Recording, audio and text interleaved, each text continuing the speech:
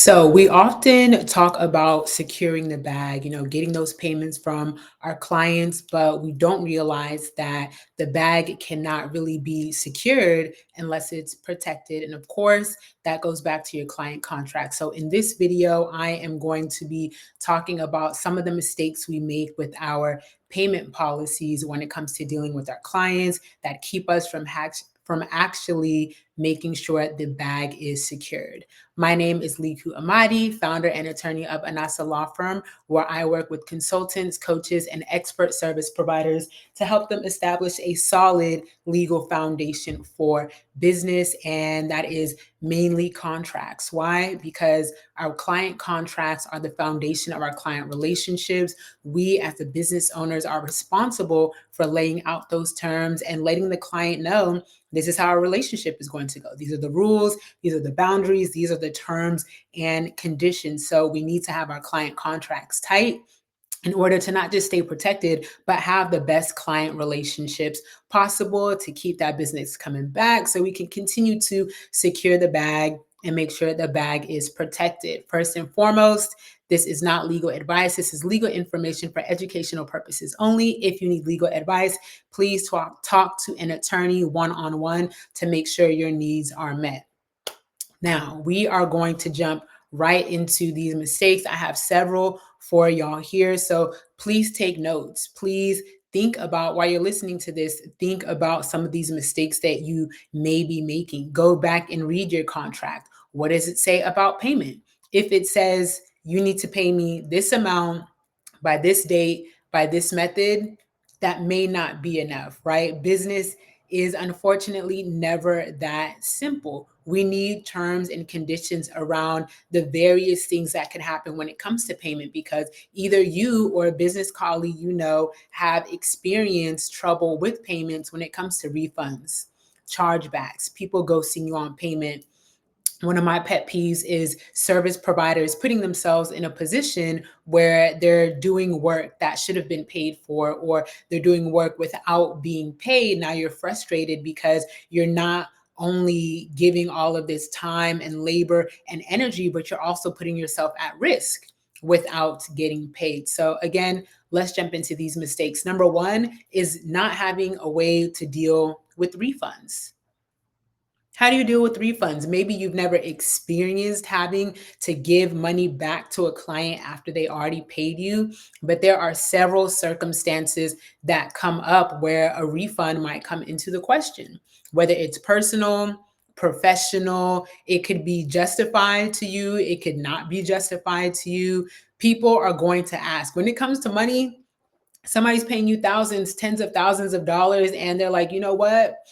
I think I want a refund. Like, they're going to ask. They are going to ask. And you, as a business owner, as a service provider, want to have some type of structure in place where you can receive those requests and say, hey, look, this is what we're going to go. This is what we're going to do. This is how it's going to go down. Let me give you an example. Because I've dealt with a few situations where a client felt like a refund was not justified, right? So there was a client who had a business coaching program, and program was 6 months long. Their client decided around like month 2, like, you know what? I don't want to do this anymore. Like, this isn't actually what I thought it was going to be, right? And in that case, they wanted a refund. Their expectations weren't met. And just as an aside, I think that had something more to do with, the business owner and how they were providing their service and marketing and alignment, et cetera. But bottom line is their client was not satisfied. So they wanted a refund. Now, in that case, as a business owner, you might feel like, we already started, they already got some value. They were already exposed to my method and my materials, and they got the community, et cetera. And now they kind of just want to take what they needed and bow out. You might not think that that is justified, but what we don't want is this request for a refund to turn into an issue or into a dispute, or to blow up into attorneys talking to each other, or to blow up into some type of chargeback situation. Because if you're not going to give their money back, I promise you they're going to try to find a way to get it back, right? And that's just another headache and issue that you have to deal with on top of the time, energy, and effort that you already had to put into running your business and continuing that program. So, in a situation like that where a person wants out, what are you going to do? What are you going to do? If someone has already started going through your services, they already received a third of the value and they decide it's not for them, what policies do you have in place? This is why earlier when I said it's not enough to say this is how much you pay, and when you pay it, we need to have further terms than that. We need to have terms that address if you decide to bow out for any reason, this is what's going to happen. If you do get a refund, it'll only be for this amount of time or this portion that you didn't receive, and you won't get a portion for that amount, right? We need to have these conditions in place, and it's going to vary across the board just depending on the nature of your services and how you facilitate your services. And even for some service providers, just the other industry rules that you are bound to. But the point is, what structure do we have, right? What structure do we have in place so that when we receive requests for refunds or issues around payment, we can take those and produce a solution that's a win-win for everyone. Another example is some personal things happen all of the time, right? If someone has to bow out of your consulting services or your coaching program and take care of their elderly parent full time who only has a few months to live, like, what happens at that point, right? That's really not something that contracts account for. There's not like a section 7A 2.6 that says when you have to take care of an elderly parent who is going to pass soon, right? That's not what it is. When I say you need structure, you need to have structure in place so when you receive random unanticipated situations like a pandemic, you are able to handle it in a way that is a win-win. In that circumstance, you might, consider a full refund and say, look, we barely got started. I know you're not going to have the time. I know you're not going to have the focus. I know you're not going to have the energy. So here's a full refund. Or you're already halfway through the program. I think that this is fair. Here, take half back, right? You can come up with a solution that accommodates what is going on in the world, whether it's business or personal. But again, what I want y'all to take away from this piece is you have to have a structure in place. You have to have some type of order in place for yourself to operate by so that you can provide order and flexibility and a solution that is good for both you and your client. Are you picking up what I am putting down? Let me know in the comments if that gave you a different perspective about refunds and just dealing with circumstances that you may not have dealt with yet, right? You still have to be ready. You still want to be in a position to receive them. Otherwise, they can blow up into other things. And you always want to be in a position of control. This is why I say being an expert and being a service provider are two completely different things. A service provider needs to actually facilitate the client relationship and the transaction versus the expert who is just there to do what they are good at. Mistake number 2, taking installment payments without safeguards. Whenever my clients have installment payments in place as a payment option, I love to see it because you are getting your money and you're doing it in a scheduled manner where you can still predict what's going to come in and when it's going to come in, but you're also providing some room and flexibility for your clients to be able to invest in you if they can't do all of that up front.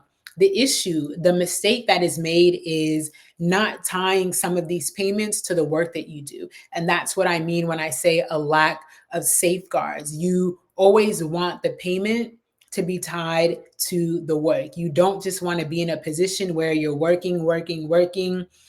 You should have got paid. Maybe they missed the payment. They say, oh, I'm going to get back to you. Or maybe you gave some deliverables and you haven't been paid yet, right? Like, you do not want to be in that position. And when it comes to installment payments and ghosting, or you just haven't heard from your clients in a while, or there's some hiccup in business or in their personal life that prevents you from facilitating the service the way that you had planned, you want to have something in place where you're not doing the work without getting paid. So for example, if you have a, three-phase consulting service, your signature service that you offer to your clients, and they're going to be paying you in installments, you probably want to divide those installments based on each phase.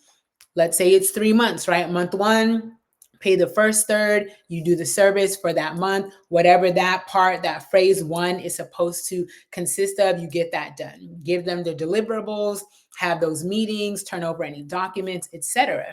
Phase two, same thing, get paid at the start of phase two, do that work. That makes sure that you're not only paid, but they get what they pay for.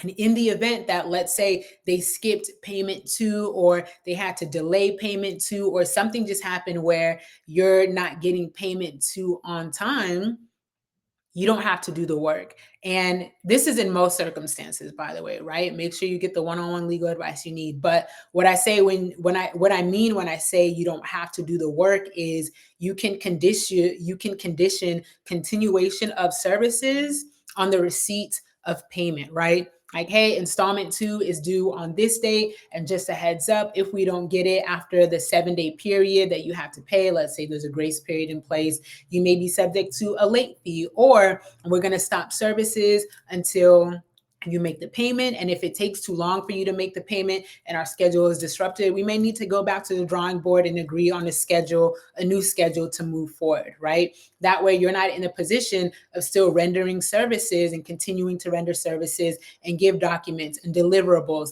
and have meetings and do research and spend time, effort, energy doing something that you're not getting paid for.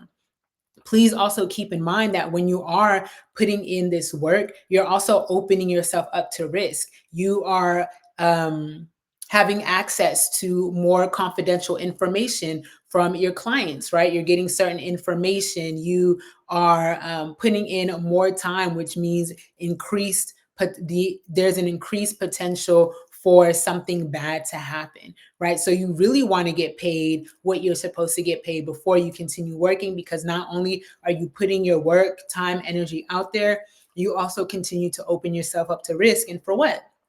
For nothing if you're not getting paid. So please make sure you read through, and for each of these, go to your contract, read through what you have. If you have installment payments, it's not enough to say you owe me payment one on this date, payment two on that date. You want to have conditions in place. And this is going to vary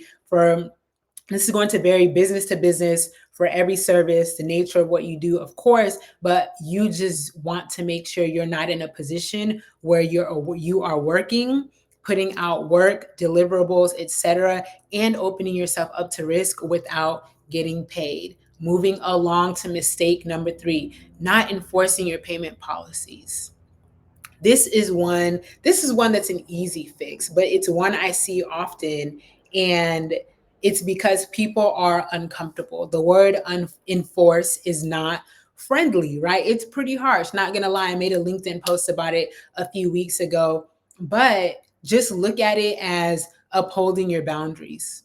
That's all it is. When you have payment policies in place, whether it's a late fee or some type of extensions, deadline, any of your policies, we're talking about payment right now, but any contract policies, you want to make sure you're able to uphold them, to stand firm by them, so they can do what they need to do for your benefit, and then also help along the client relationship. So if you do have a late fee and you're like, you know what, I waived this late fee the first time they were going through something or they forgot, totally fine. But, I don't want to keep waiving the late fee. I want to communicate that this deadline is important, that it's going to push back our work if we keep doing these late payments, and they're not, paying the late fee, whatever it is, right? You want to send a message to them, and you want to let them know that it's not okay because this has been a regular practice. So what you do is you let them know, hey, it's been X amount of days. Just know that when it gets, let's say it's been 30 days,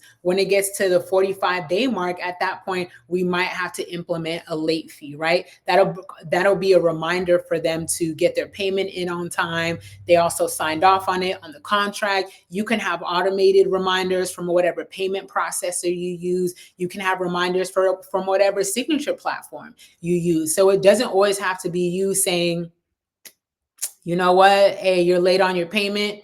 $75 late fee, right? $100 rescheduling fee, $250 cancellation fee, $500 redo fee. You don't have to do it in that way. You can be human and approach them and say, hey, just a heads up, we're at this stage and the da da da da payment is coming up on this date. Just sending a reminder. Also keep in mind, late fees are issued after this date. Let me know if you have any questions, because what that also does is that opens up an opportunity for them to be like, you know what, we had a client that was supposed to pay us, but it didn't fall through. Instead, it's going to hit next week and then we'll be able to make that payment. Do you think we can get an extension at that point? And that communication goes such a long way, because they're not sitting back twiddling their thumbs like, man, like, oh no, we can't make this payment on time. We just gonna skip it and, make it when we can make it.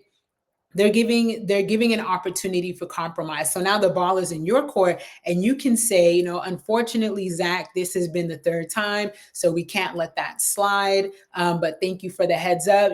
This is what we can do instead, or like we can postpone the meeting or reschedule or something like that, right? Or you can say, thanks so much for the heads up. I totally understand. Why don't we go ahead and waive the late fee for this time around? And next time, just make sure that you have those payments on time, right? Those types of communication continue to build trust and security in the client relationship, and then also take you out of a space of just frustration, right? When people don't pay us, it's like, hello, like, where's the money? I'm doing the work. Can you pay me? Like you said, right? That communication really, really, really goes a long way. And it also motivates people like, okay, you know what? I'm gonna make sure I get this payment in on time. Sometimes it truly is out of people's hands. Like if you're working at the corporate level, maybe doing some type of B2B work, where you can account for those late payments. If you're supposed to get paid on a certain date, but it's usually like a week or two late, then you can account for a larger grace period, right? Maybe you're not going to implement a late fee all the way, maybe not for the first late payment, but maybe you'll implement it for the second late payment. So there are a ton of creative ways you can get around not being in a tense and frustrating and passive aggressive position when you're delivering services but not getting paid on time. That communication really, really goes a long way. Mistake number 4, and this is one I probably talk about this 7 times a year, say it in my content or something, but taking payments before the contract is signed. It's a huge no for me. And this is particularly like when you're signing up for services online, like if somebody has a way for you to submit their payment online and then they're like, hey, we're going to follow up with the contract or expect it in your email. I think that is extremely poor practice. And the reason being is, number one, someone is giving you their money, and for what?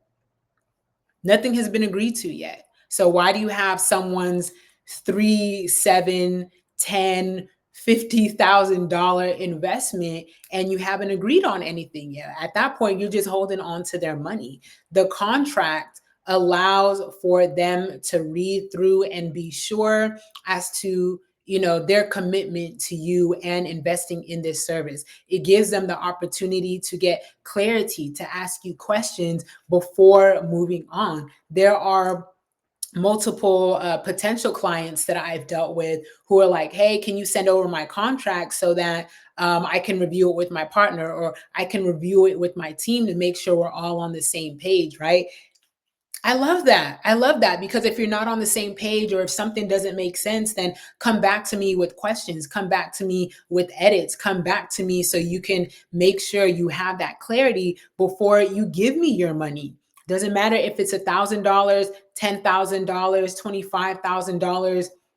It's still money and it's still an investment. So you want to make sure that the people investing in you have clarity. They have a chance to get clarity, because that also reduces the risk of issues coming up down the line, because they've already addressed those questions and addressed any misunderstandings or assumptions that they may have had, and encourage that as well. Tell people to ask questions. And then once it's all said and done, once they've signed on the dotted line and you agree to the terms and everybody's on the same page, then take their money and then take their money. So if your automations or your processes are currently set up to accept money, a deposit, full payment, number one, the first installment, whatever it is, and then send a contract, switch it up. Switch it up. Make sure you send the contract first and then send the link for payment or send them to the payment page, because you want them to have that opportunity to clarify things first and foremost. And also, you think of, you're in the position as a service provider and a business owner, but as a consumer, think about if there have been times where you read a contract and you're like, she didn't say that, when she was talking on her live, or this didn't say that on his sales page, or this is new to me. Like, oh, I thought he meant that, but it seems like he really means this. And that's also a turnoff, right? That can be a huge turnoff from the consumer's perspective. So again, just put yourself in a position where you can enter into a client's experience where the air is as clear as possible and everybody feels confident and secure that an investment is being made into these services. Mistake number 5, starting work without some type of payment, right? So a little bit along the same lines, but I was talking about this earlier. You don't want to open yourself up to risk without getting paid. So, for example, I'll use consultants here. A lot of consultants do some type of, and coaches as well, but do some type of audit or assessment or initial call to figure out exactly what's going on or what type of service would be suitable for the potential client or the client that they're dealing with, right? Sometimes that is a preliminary call where it's just a consultation and it's like, yo, tell me about yourself. Okay, I think this package is great for you. Great, go ahead and sign and pay. Other times it could be like, we need to do an audit of your current operating systems to see, what you have, what programs you might need, what implementation and what follow-up support you might need. And at that point, it's like you're doing a lot of labor. You're looking into people's systems and their documents. You might be speaking to their employees and team members, right? Like you're putting in a lot of time, work, and energy. And the reality of that is on the back end, they may not want to work with you even after that, or it may not work out for whatever reason. But you still want to get paid because you are doing work. So in a situation like that, you can say, hey, it's $5,000 for the initial audit, and then we'll talk about which package is the best for you. You can select that package, and we will move forward from there.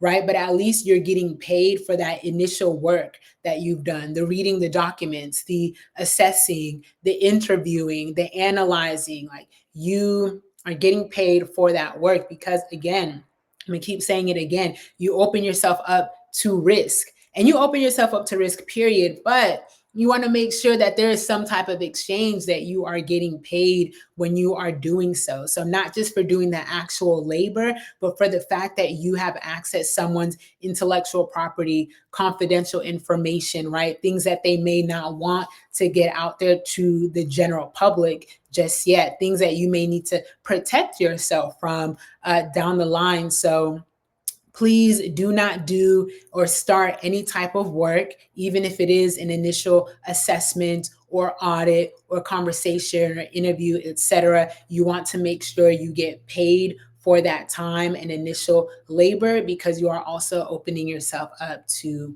risk. Another one, mistake number 6, is not outlining and being specific about any change fees.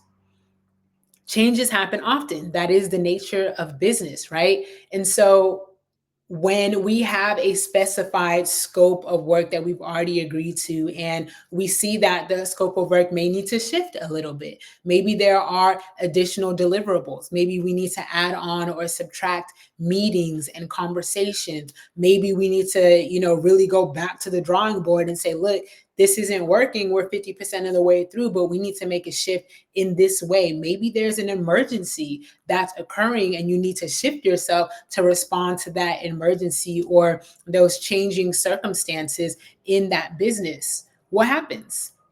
What happens? In your head, you're like, they need to pay me some more, right? Most times you're like, they need to pay me more.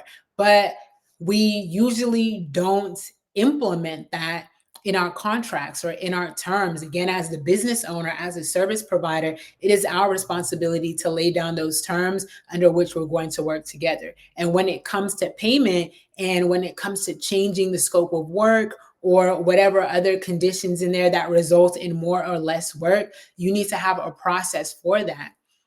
If you are adding on work, you need to have some fees. If you're changing work, you need to have some fees. Or I will say you should have some fees. You should have some fees. Do what you want, but you should have some type of fees in place to say, hey, this was our original scope of work that was going to take 2 months max. Now that we're shifting it this way, it's going to take an additional 6 weeks. Happy to do the work. Glad that we agree upon it. In order for us to now update the scope of work, it's X amount, right? It's X amount to add this on. You want to make sure that you're being paid for the work that you're doing. And again, the additional risk you're exposing yourself to. And from an operations standpoint, I'm not operations professional, but I think that's the right word. When you are looking at your capacity and the amount of clients you can take in, right? When you spend more time with one client, that takes away from time that you could have with another potential client, right? That limits your capacity, especially depending on how the scope has changed. So not just the fact that it has changed and it'll take longer, but is it a more significant project? Is it more significant or deep work that you have to do? So you also want to account for that potential loss. If you're used to having 3 or 4 new clients a month, but now you're only taking on 2 because you have to accommodate, right? Not saying that it has to be the exact same amount, but you just want to think about that too when things change, because you do not want to be doing additional work and not getting paid for it. Or I think it's worse to assume that you might get paid for it. I use the example often of a marketing consultant who was creating graphics as part of their scope of work.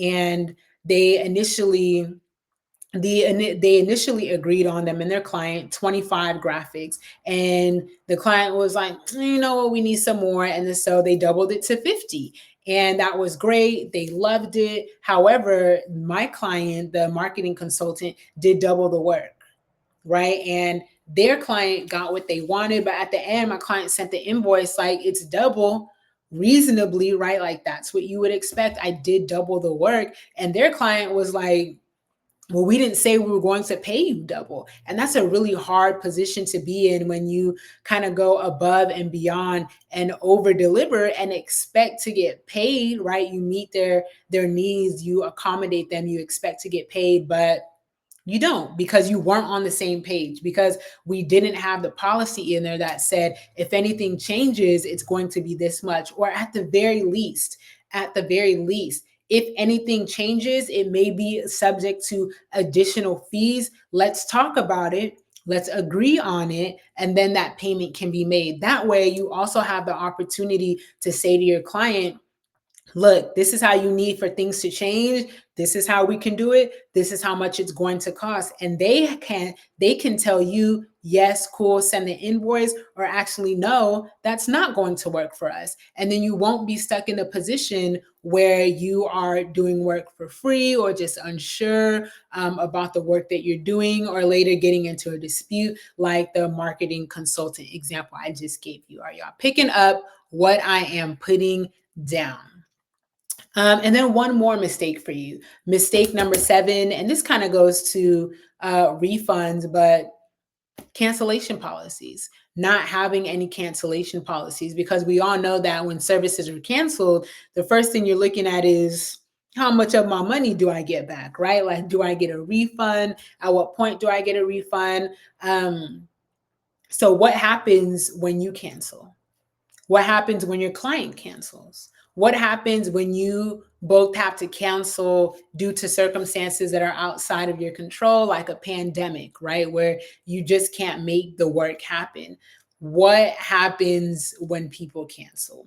You want to have terms around that, because that is something that is pretty likely, because that is just the nature of business. Sometimes things don't work out for whatever reason. So you need to have like a structure in place that says, if you cancel within this time frame, you get this refund. Or if you cancel and the reasons are due to X, Y, and Z, here's what we're going to do. So again, this aligns with example number one, which is, I'm sorry, with mistake number one, which is not having a refund policy in place. So think about too, like, why do people have to cancel? What are the reasons people may have to cancel? What reasons have I seen already, right? Use your experience as a foundation. What reasons have I seen where people have to cancel, or where people in any of these mistakes have to switch up services, or people have to be have a payment policy enforced against them? Like, what are your real life examples with your clients thus far?